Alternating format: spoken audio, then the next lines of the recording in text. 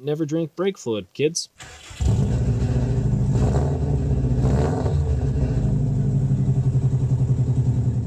What's up, folks? I'm Aaron. Welcome to 802 Garage. In this video, I'm going to show you how to replace the master cylinder in a 2G DSM like this one behind me, a 1997 Mitsubishi Eclipse GSX. I'm also going to show you how to bleed the slave and master cylinders and show you a few techniques you may not have seen before, and some you probably will wish you hadn't seen. But I must know what I'm doing at least a little bit because I did get it moved from where you'll see it in this video to here inside the garage. I'm also going to disassemble a master cylinder so you can see what's inside of it and hopefully just give you some useful information in general. Enjoy!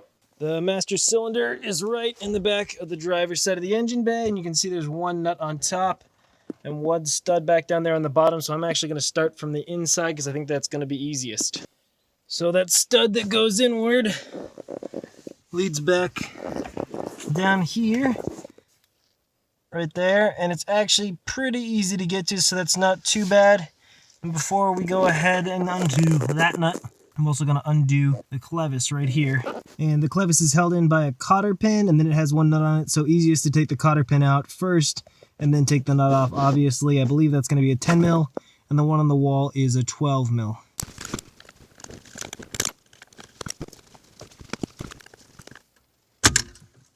Ow! Something sharp there. That went about as easily as I could hope. I've sprayed all this down with lube many times, so we're going to hope it comes free pretty easily. And I hit my knuckles on the hood. Before I do this, I'm going to extract this fluid actually.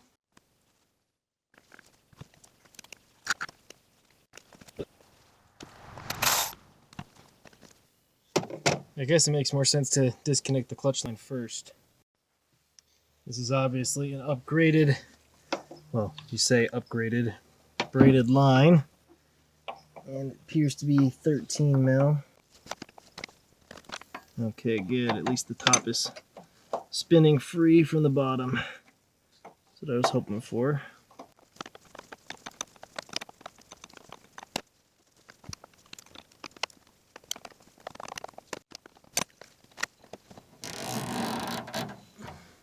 Tried to lift that quickly to avoid spilling brake fluid.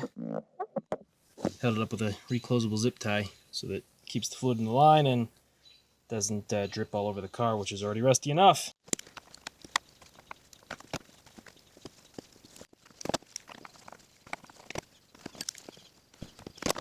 Not a big fan of whoever installed this particular hose clamp. Try not to just rip start it apart like a heathen, and I don't think it's paying off.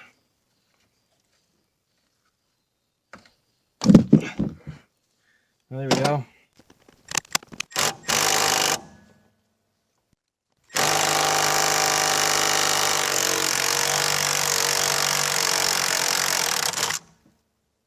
I've had worse. Now let's see if this will just navigate its way out, or if I have to undo anything else. Well, it's coming fairly nicely. There we go. One old, apparently very worthless master cylinder. Now it is pumping fluid when I do that, so hopefully this is still the cause. Just for fun, I am going to do this real quick.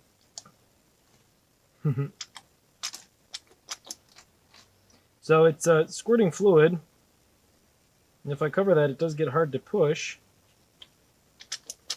but it certainly wasn't very effective while it was in the car. So I'm really hoping that this is actually bad, or I'm going to be pretty annoyed. I'm probably going to disassemble it real quick just to check it out.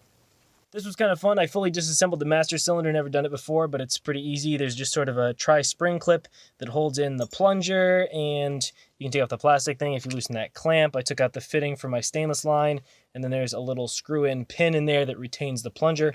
Unfortunately, I don't necessarily see anything that indicates this is bad.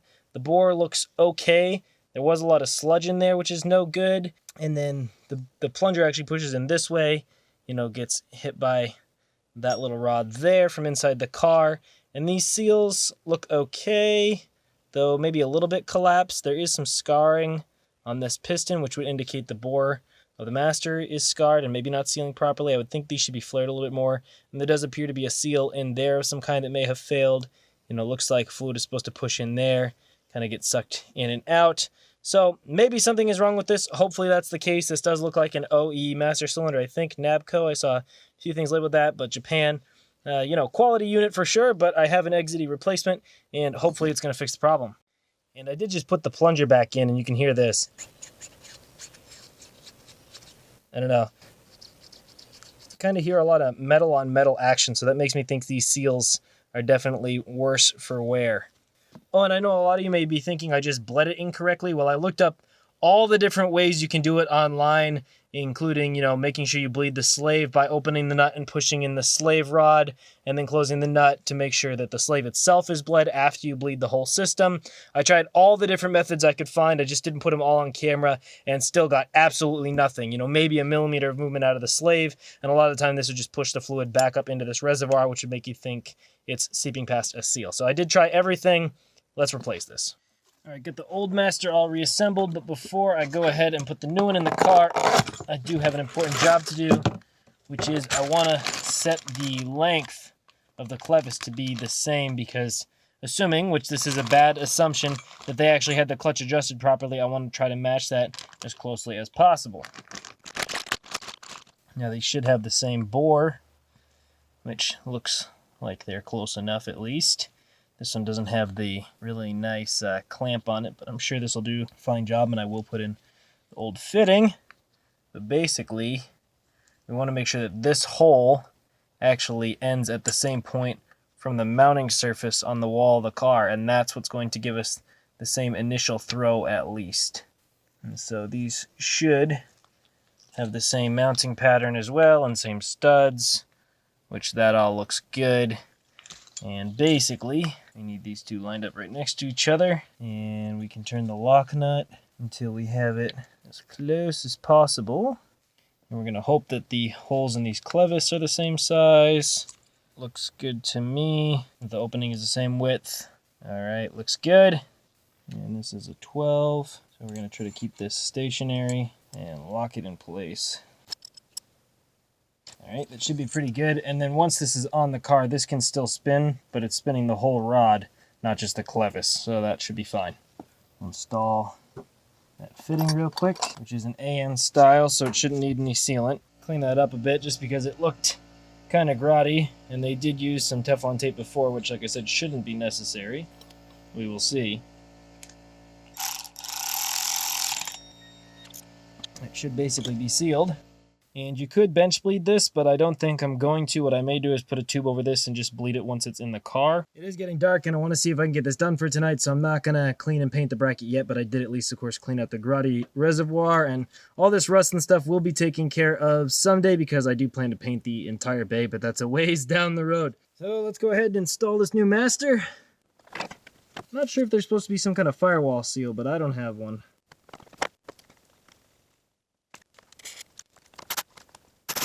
Finish tightening that one after I do the interior.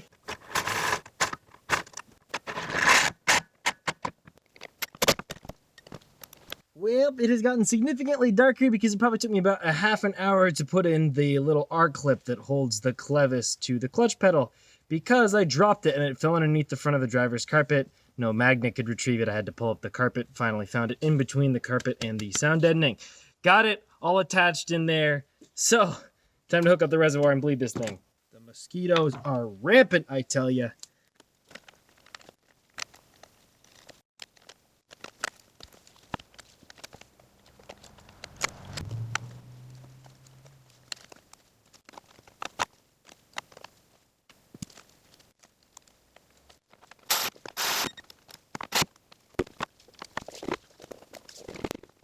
I'm just going to use some standard .3 fluid for this, since it is separate from the brakes, happily. And no real reason to use .4 for clutch fluid, since it's not going to get very hot. And at least to just bleed it out, this will do just splendid. So ideally, yep, that should be sucking it in. And I'm just going to keep going. And in a perfect world, you'd actually see it come up the hose that I have attached until the level equalize. I don't think that's going to happen because I think I'm going to need to pump it first at least. Seems like that's about as far as it's going to go. So I am going to push the clutch in once, see what happens. Though I almost wonder if I can siphon this through, which should be ideal. Oh, there you go.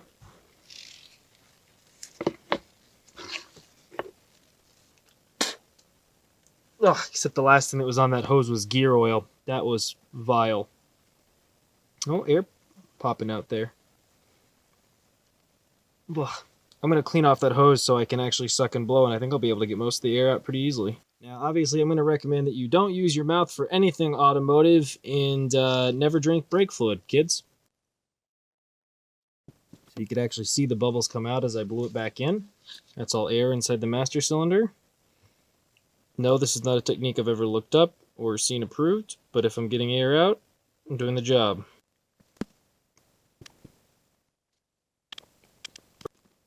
Alright, what I'm going to do now is quickly disconnect this line with the other end capped, hopefully not get more brake fluid everywhere, and then attach the braided steel line right here. So let's go for it.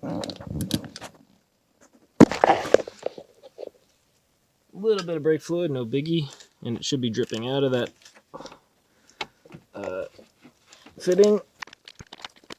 Need to get this connected. Oh, I went under the hose I'm supposed to go over. What's really important is just to not let the master get air in it again. And then obviously clean up the brake fluid before you let it sit on your already rusty paint. And basically I was just trying to minimize putting air back into the slave cylinder and everything. And in trying to get fancy, I ended up making a mess. You know, there's the easy way, the hard way, and the smart way. I think I picked a combo of all three. All the keyboard mechanics and real mechanics can let me know how you feel about my master cylinder job in the comments below. Now, this is an AN style fitting, so it should just need to be basically tightened down. Nothing fancy. And we'll obviously see if it leaks later. There you go, master cylinder done. And honestly, it's dark out, and there's no point in me trying to bleed this in the dark. So as much as I want to see if this works tonight, we will see tomorrow. Well, next day, and we already have an encouraging sign, which is, if I push the clutch pedal down, it's not going to the floor, and it's returning, which means I already have some pressures, but there's definitely some air in the line. Gonna fix that right now. Also, since the clutch pedal isn't going to the floor, you should actually see that slave cylinder move when I hit the clutch pedal. Nice, much better. That actually looks like it would probably function right now, but obviously we're going to get all the air out of the line. Now, I could bleed this conventionally, but I'm going to try something I haven't seen people do before, but I've done it for brakes with pretty good success. So I have a line on here with the wrench to turn the bleeder screw, and that goes up to a syringe that I have really elevated. And so theoretically, even if I just crack the bleeder screw and pump the clutch, it should push air and fluid out. And because the air rises up in the fluid, it'll go to the top of the line. And because this actually holds some pressure and the master should suck from the reservoir, theoretically, no air should actually go back into the system. So I'm going to crack it, bleed it a few times, and see how it goes. All right, so I'm just going to crack this. And already you can see a little fluid coming in there. And then I'm going to go pump the clutch a few times.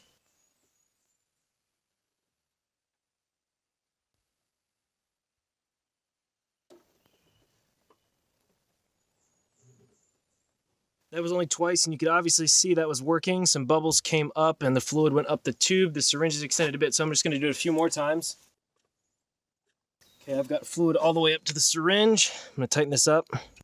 Check the reservoir. I'm going to try to bleed the slave real quickly, just down here by hand. So I'm going to crack this and push on the lever and see what I can accomplish. Okay, I've got it pushed in. Okay, and lastly, I'm going to crack this one more time, but then what I'm going to do is I'm going to put the clutch pedal down to the floor and then come close it and then let the clutch pedal back up. All right, hopefully this viewpoint will give you an idea if any air really comes up.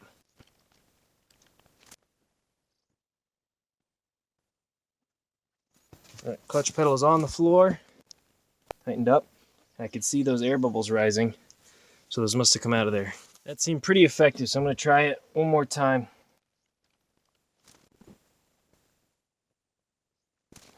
Alright, if I did all that correctly, you should see that clutch fork move from right to left through most of the range of motion.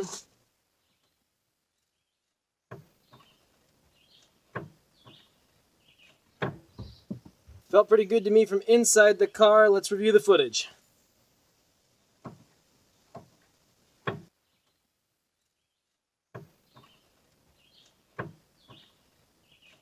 Alright, that is what I'm talking about. Looks like it's working fine to me. I can't actually fully adjust the clutch until I can get the car off all four wheels, so I will do that at a later date once we get this thing moved, which it should actually be able to move now, which is really exciting. I'm going to do a few more things before I try.